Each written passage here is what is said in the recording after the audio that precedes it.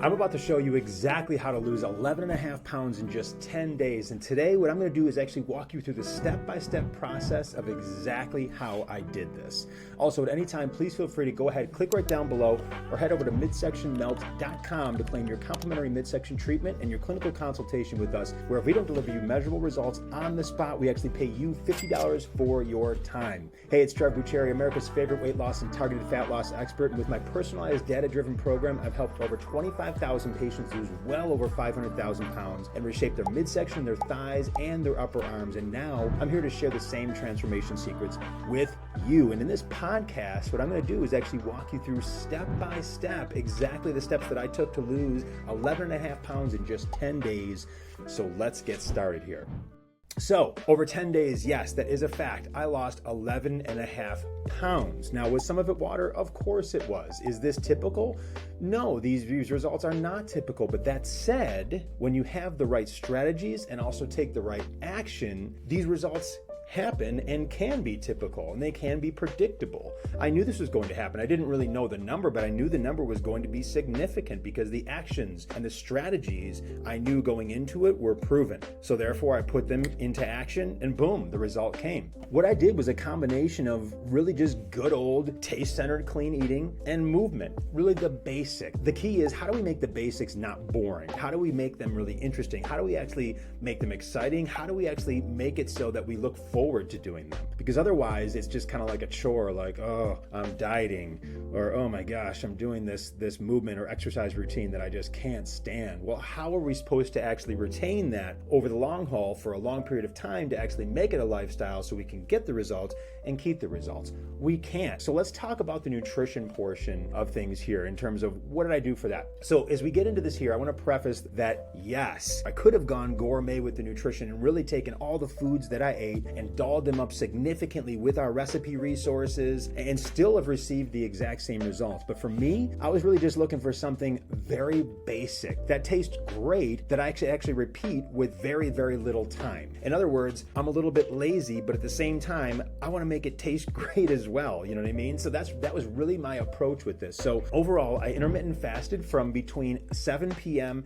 and 11 a.m. So it's a 16-hour fast per day. And then I ate 3 meals per day in that 8-hour eating window, which for me fell around 3,000 calories in all when all was said and done. And a side note on this actually would have been lower. Normally it would have been 2,600 calories, but I increased it by 400 per day because of my activity levels. My activity levels were relatively high, and typically each week what I do is I do 4 strength training workouts and I play ice hockey 3 times. So overall, 7 workouts, my activity is very high. I actually probably could have got away with about 3,200 calories, but I ended up 3 for this experiment. That 3,000 calories, that still puts me at what's called a caloric deficit. So in other words, I'm actually ingesting less than I'm actually burning. So I could be burning, say, 3,800 calories. I only ingested 3,000, so I have a deficit of 700 to 800 calories, and I'm just using that as an example. I don't think those are the exact numbers, but based on my activity level with 3,000 calories, I was still at that deficit. Now, here's the key in terms of, well, what does the actual meals look like? What do the structures look like? So each meal starts with fruit. And then once I'm satisfied with my sweet fix, I then fill it in with lean protein.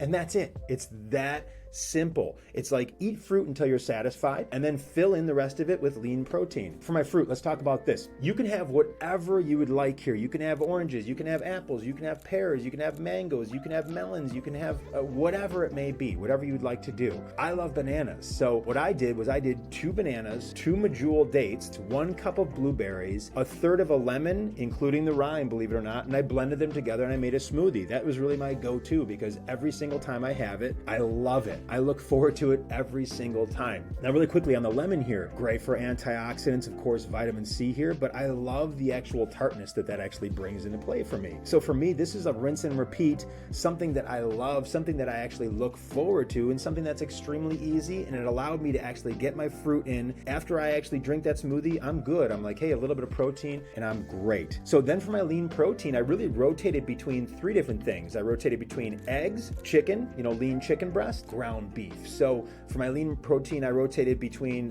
the number here. This is what I did. Again, it would need to be adjusted based upon each individual. But for me, it was 6 whole eggs and also 1 ounce of added goat cheese that I actually would sprinkle into the eggs, and I'd mix it around and it was fantastic. The other proteins I would rotate between, for myself personally, I was doing 12 ounces of grilled chicken breast or 12 ounces of ground beef. So one of those three was really my go-to. How you cook those, how you prepare those is completely up to you. You can pan sear them, you can bake it in the oven, you can saute it. My go-to was the grill. Absolutely love the taste of the grill when I went with the chicken and with the ground beef, obviously. With the eggs, of course, I would do it on the stovetop. What about condiments? Really, I used barbecue sauce, ketchup, and mustard. Those are my go-tos. For the chicken breasts, and actually the burgers too, I actually basted them a little bit in barbecue sauce. So I kind of had barbecue burgers and barbecue chicken breast. It was fantastic. I could have used more variety here, but I love eating like this. That's the thing. I like eating very, very basic. It's predictable. It's less decisions to make for me. And if I'm satisfied and I'm fully enjoying what I'm eating in terms of, I look forward to my meals. I'm like, oh yes, coming up in like a half an hour, I get to have my barbecue chicken and I get to have my smoothie. If I'm looking forward to it, I know I'm in the right path. As soon as I start to be like, oh my gosh, how many more times can I eat this? That's really when I would switch up my variety, but I did not need that. If you're looking to actually emulate this, all right, in terms of say, take what I did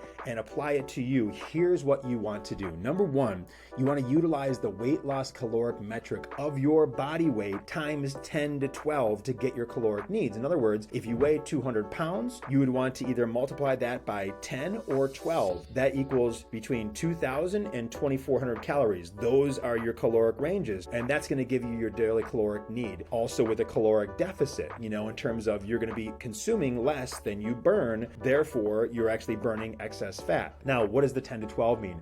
10 essentially is for quicker results on the scale. 12 is for results but a bit more gradual. Keep in mind, weight loss is an art where faster is not always better. When we dip too low in terms of the calories that we're actually getting per day, we actually begin losing muscle, which is not what we want at all. And of course, we would love our body to actually use fat in this instance, but when it's actually underfed and in what we consider starvation mode, it utilizes muscle before fat because it's easier to access muscle as an energy source. So it only actually takes 4 calories of energy to burn 1 gram of protein, where it actually takes 9 to burn 1 gram of fat. So muscle is just more accessible in times when the body perceives that it's in starvation mode and it needs energy.